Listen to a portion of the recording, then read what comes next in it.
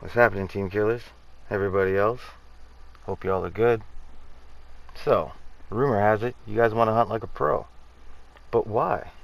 Is it for a sense of self-accomplishment? Your poker badges? You love stuffies and you want floof on the couch? Or maybe you're like me, you like floof on the floor. Oh, that's awful. It's easily the best way to collect Solaris United Standing. And I'm going to show you how to make a perfect catch a habit. Now, if you're familiar with the process, you've done hunting before, and you're just here for the pro tips, is what I'm calling them, then skip to this time you see here on the screen. And if you're brand new to this, you've never done any hunting before, I'm going to show you how to do it from the very beginning. Now the first thing we're going to need to do is fly down to Fourtuna on Venus. Once we get there, we're going to be looking for this guy. He's called the Business. He's going to have all your hunting equipment. This is also the guy who's got your stuffed animals, if you're into that, and your poker badges. Excuse me. I mean your Warframe hunting badges. After you complete a hunt, you'll get hunting tags. You trade them back into him. If you give him a certain amount of tags, you'll get these as a reward. Now for hunting. The very first thing you'll need from the Business is a trank rifle. And you're going to have to buy one of the echo lures for one of the animals. There are 7 different types. There's the pobbers, the vermink, a sawjaw, the bolarola, the harassacu, a stover, and the infamous kuberdon. Now there are 3 types for each species. The first 2 you're going to come across fairly easily while you're hunting. The last one is kind of rare, so you might want to buy one of those hormone lures from the Business. To get one of everything for every species, all their echo lures, and all their hormone lures, is going to cost you a grand total of 26,000 standing. And it may sound like a lot, but don't worry. Hunting pays back pretty well after a small investment. So first what I'm going to do is I'm going to show you how to hunt. Then I'm going to show you which frames and their powers help you hunt go much easier.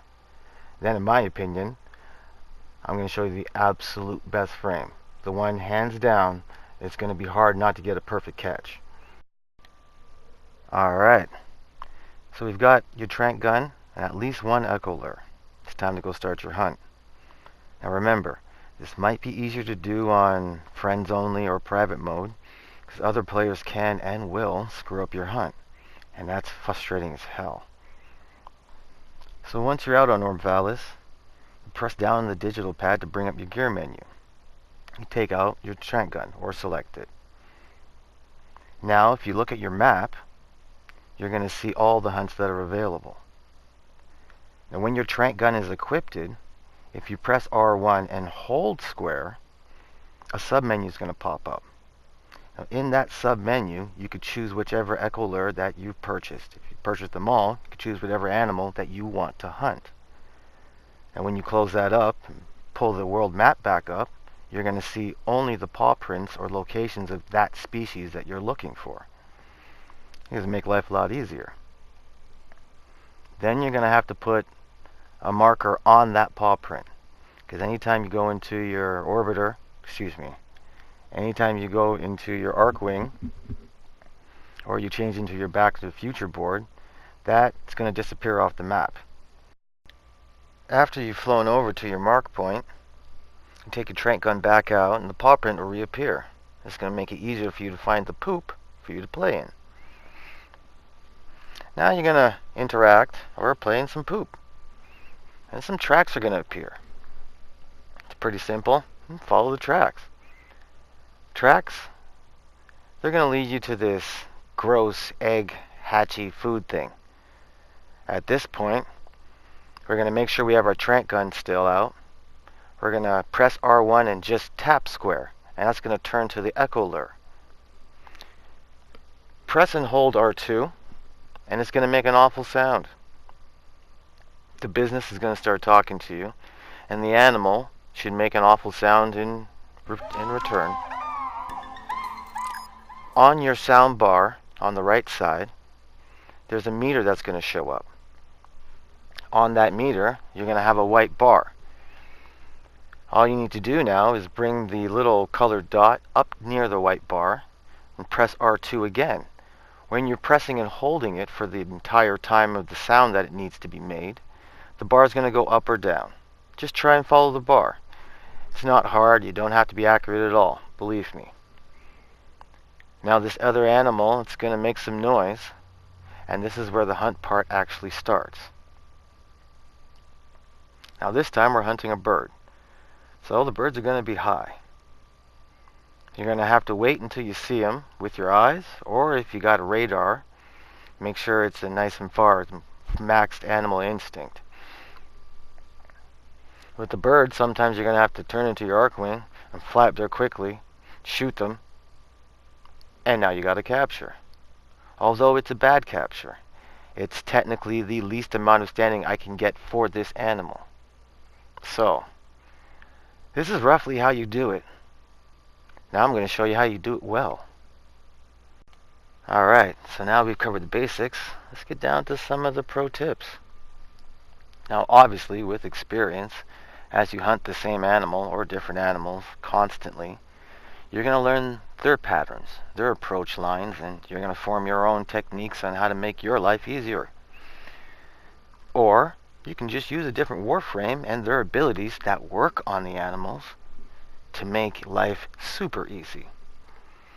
I'm going to mention a couple different warframes just in case you don't have the one I'm talking about right now. You might have the next.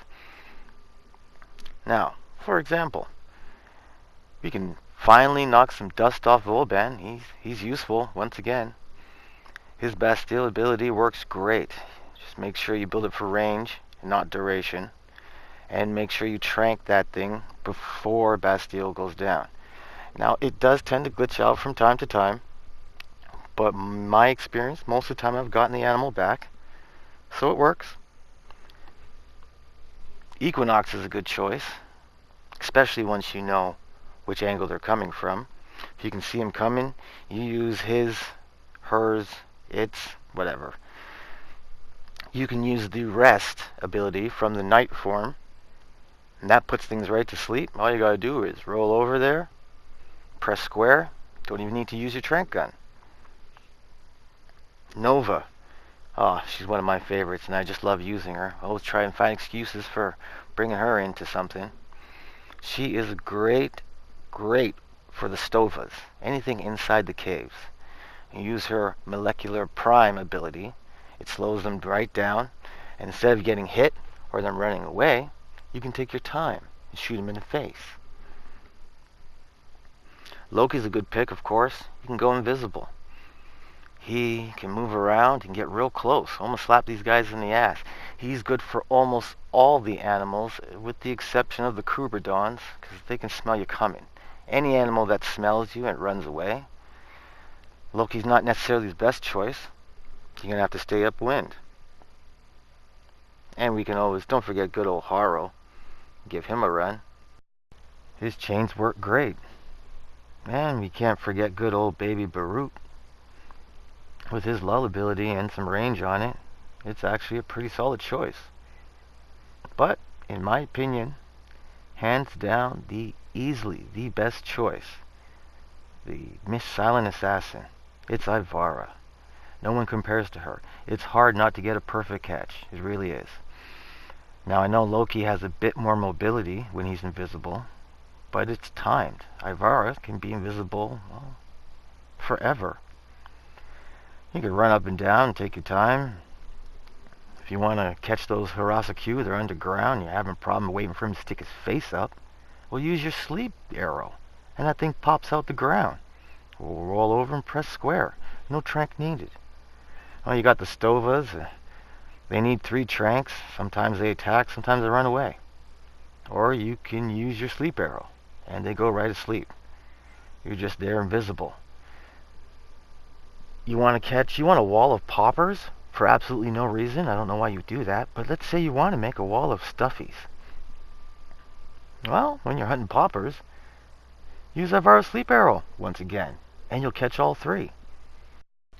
Now, if you grab her Infiltrate mod from Cephalon Suda or Parent Sequence, their Syndicate, man, now those animals that used to smell you don't even smell you. The rare Crouperdons, you can hunt them all day long. Walk right up to them. And they give you 8,000 standing per perfect catch. There is no mission in Orb Vallis that will give you that kind of standing. In 40 minutes of playing, I maxed out completely for my day. So this is why, in my opinion, which is right, Ivara is easily the absolute best and most efficient warframe to use for your hunt. Now, if you don't have Ivara, no, you just get her from spy missions. You can get her blueprint from a tier 1, which is 11 to 12. At level 13 to 14 is a tier 2, you can get her chassis. Her systems comes from a tier 3, which is level 17 to 18 spy. And at level 19 to 20 spy, you can get her head blueprint, tier 4. So, I hope this has helped you guys. I've shown you the tips that I use. Now you can get into your hunting and be able to get some perfect hunts and max out your Orb Vallis standing every day, nice and easy. You'll be on to your other grind, because there's so much to grind in this game, which is why I love it so much. So y'all know the deal. Let me know what you're thinking in the comments. It's the only way we could talk. Subscribe, like, or don't. But you should. And always, always, just keep gaming.